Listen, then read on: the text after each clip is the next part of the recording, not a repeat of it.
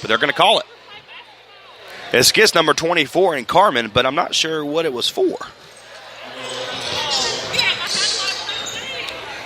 That is the second foul on Kellis Carmen.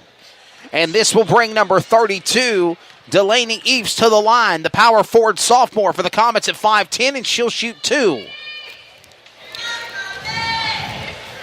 2:24 in the first half of play. Shots up by Eves, bounces off the rim and goes up and no good.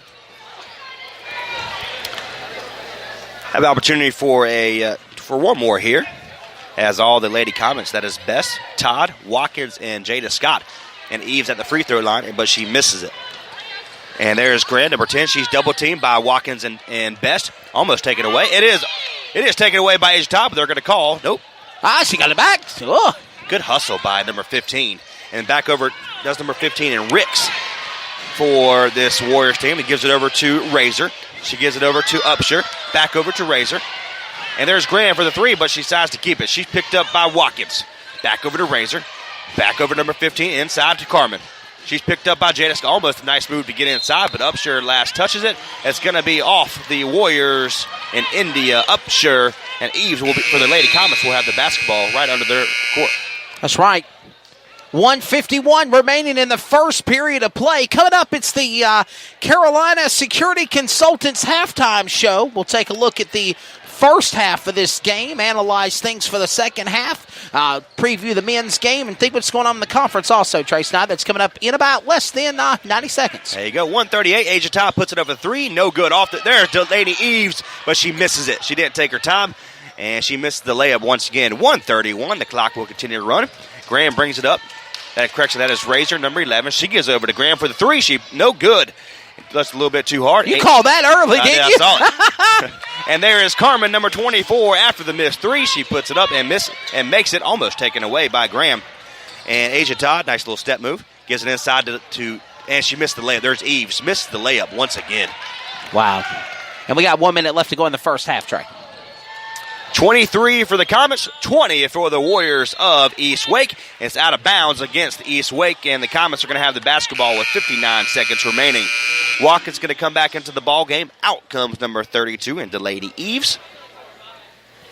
So Watkins will be the inbounder. Awaiting for that is Asia Todd, number 5, And she lets the ball bounce just for a second, and she finally picks it up. 54 seconds remaining. Still Under a 3-point minute in the ball first game. half, Trey. There you go. Read my mind. Asia Todd, looks like she wants the last play. Looks over to Marlon Lee for one more play here, but she can take her time. Wipe off for the bottom of her soles of her tennis shoes. And remember, she had some feet problems earlier, shoes problems. So I wonder if she might change her shoes for the second half of the game. 33 seconds remaining. Looks like they're just going to either let it roll out, but they're waiting for Asia Todd to do something special here because they are stretching and getting ready for her to drive into the lane. But 19 seconds left. Asia Todd with the ball. The last 40 seconds or so, letting the clock run down. Now she makes her move, Trey. We're coming up on halftime. 9 seconds remaining. Gives it over to Henniker. Over to Sanders. Back over to Henniker. Over to Asia Todd. She puts it up for the 3. 1 second left and misses it. Too short. So it's 0.0 seconds remaining. It's a 3-point ball game. 23 for the Lady Comets of Clayton High School. 20 for the East Wake Warriors. A very, very close game. A very, very close game.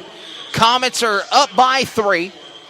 And again, we'll talk about that. We'll preview the men's game. We'll count points tallies and all that coming up here in the Carolina Security Consultants halftime show in just a moment. This is CRN, the Community Radio Network. We're at halftime. Comets are up by 3 at the half, 23-20 over the Warriors. Carolina Security Consultants is your residential security consultants leader. Our security assessment is custom tailored for each project. Give Danny a call, 336-312-5326. Make sure to tell them 3 and Out sent you. Sportsmanship, it means a lot of things. It means showing respect for the opposing team And being a good host for our visitors. It's about modeling good behavior and not getting caught up in the emotion of the moment. It's about winning with humility. Losing with dignity. It is about making my high school games. It's a good memory that I can enjoy for years to come. Mr. Official. Mom. Dad, son, Daughter. Coach. Are we in this together? Sportsmanship. Together, we make the right call. This message has been brought to you by the North Carolina High School Athletic Association.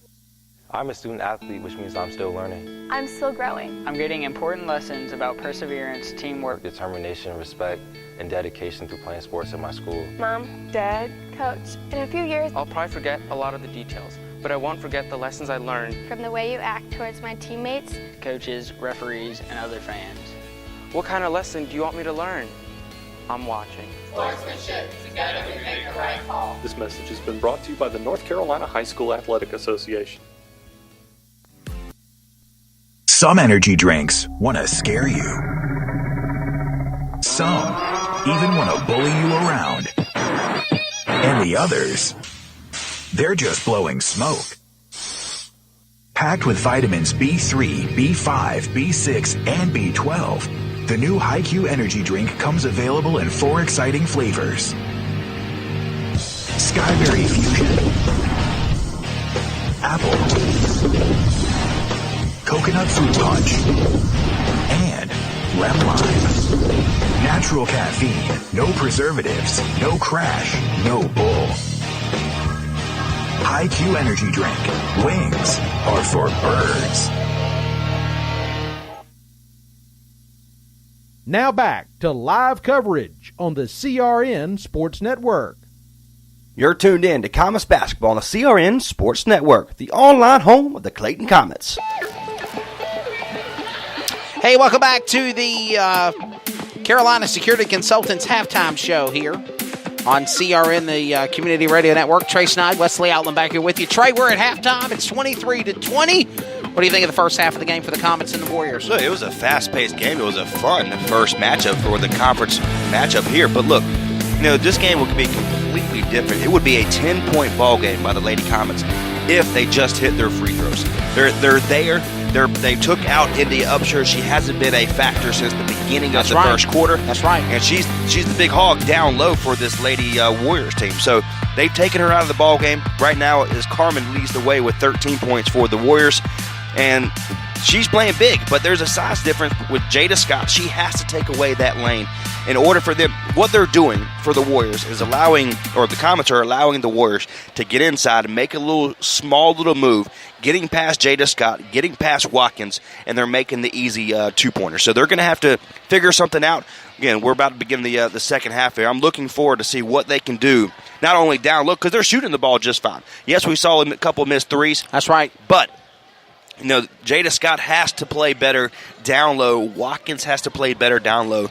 Eves has to play better down low because that's what this team is made of. Well, you have a segment on your radio show on WIZS called the Coach's Corner. Mm-hmm. Now I have the segment called the Announcer's Corner. That'll work. For the last couple of weeks now, I've had Daniel Manzer, do some fill-in work for me during the half times and during the end of games. And Daniel Manzer, what do you think of the first half of this game so far between Comets and Warriors?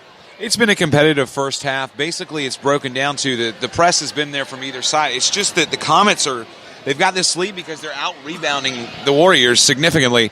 The Warriors, I have down, having less than 10 rebounds in that first half, and Eves herself had 7 rebounds, and Jada Scott had 8. And when you look at that, the Comets are really beating them down in the paint. They're getting a lot of second chance baskets. And maybe East Wake is actually scoring a little better on first chance opportunities, but the Comets have gotten to see some more second chance opportunities to score. I know that Khalees Carmen has 14 points here, but she's been making it all on the first shot. She hasn't had to do it on a lot of rebounds. So basically it's been a tale of rebounding in the paint, and the Comets are ahead in the game right now, and that's why they have a 3-point lead. And, Daniel and Trey, one thing we could all agree on here is dang it all, they have got to make their layups. They've got to make their layups. They've had opportunities to at least get, I've counted 20-plus points or more just by missed layups. And they're making some desperation shots, too, but I don't think it's more of what East Wake's making. East Wake's taking some crazy shots. They're throwing the ball wildly, and I think they've got to work on that.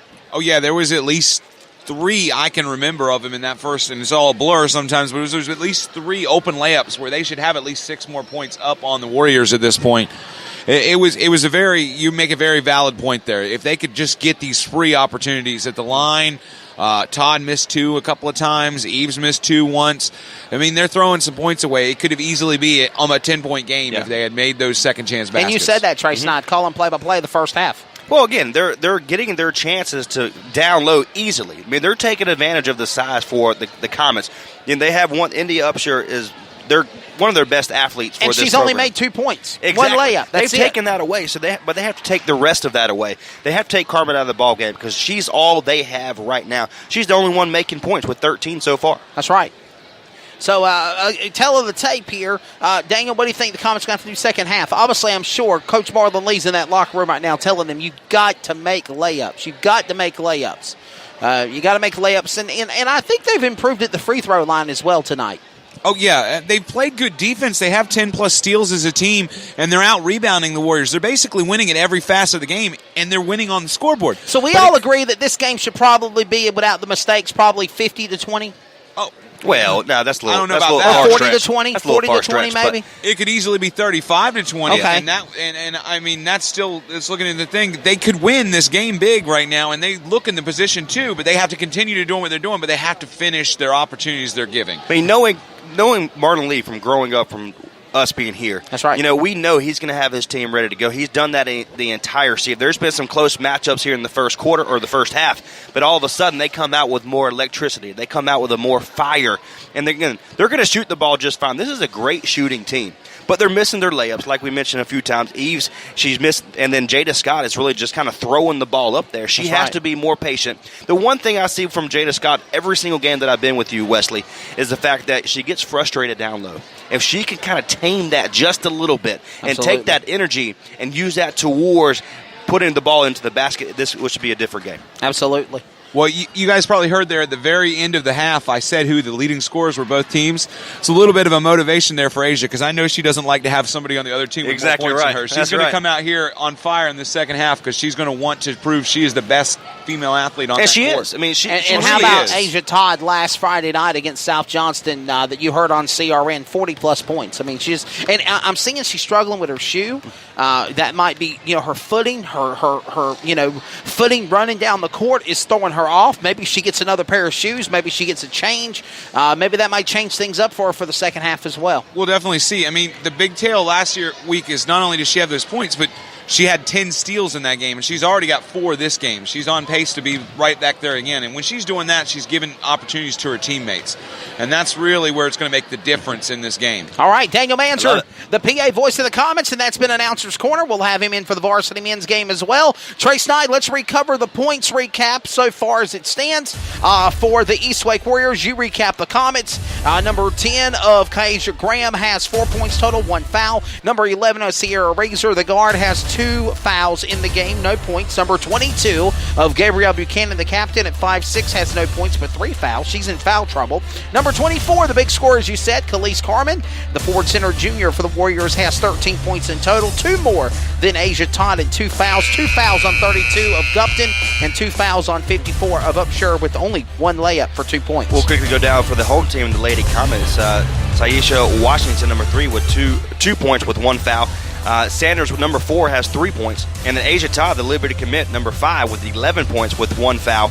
And then Alexa Watkins has 2 points, but she has 2 fouls as well. And then you go all the way to Mackenzie Henniker, the defensive really specialist, as well as Unique Best. Both have a foul apiece, but Best kind of leads that category with 1 point there. And then Jada Scott, the captain, the center, number 34, only has 2 points. But again, she's playing big down low. They're going to need her moving forward. And with that being said, you have been listening to the Carolina Security Consultants halftime show. We're getting ready for the second half here in just a moment. Now back to live coverage on the CRN Sports Network. Getting ready now for the third period of action. It's Comets up by 23-20 now. Inbound is going to be the Warriors. Back inbound is going to be Graham, handing it to Razor. Graham and Razor. On defense now is going to be the Comets as Watkins anxiously goes on 11-11. Hands it back inside to O'Neal. O'Neal goes back inside again to Razor. Razor looks inside again to the paint to Carmen. Carmen shoots for 2. Baskets in and good. So again, it's now a 1-point game. Asia Todd now up court now for the Comets. The Liberty commit senior for the Clayton Comets. Number 5 looks like she's got her footing wear fixed. Under pressure is Watkins. Watkins goes down to the ground. three defenders. They call a jump ball. Arrow is in the Comets' possession. Comets will keep it, Trey Snide. Again, looking, kind of go back a little bit to this. Jada Scott took away the lane. Now, Carmen made the basket, but good for Jada